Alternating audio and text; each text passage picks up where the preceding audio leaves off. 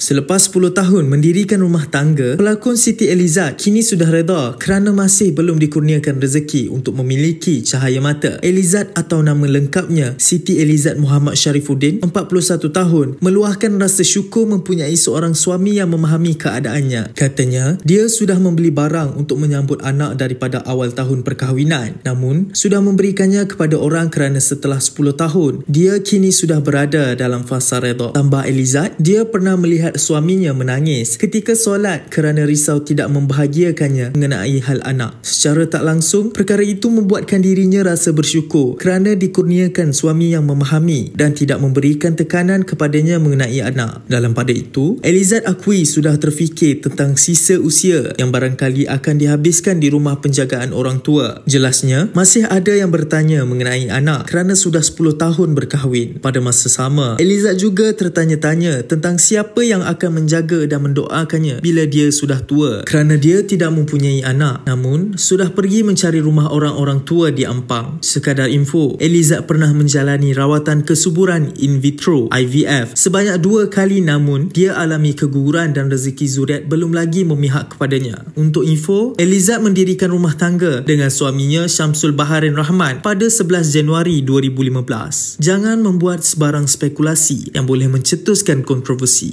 Apapun, semoga Siti Elizad dan suami tabah menghadapi ujian yang dihadapi.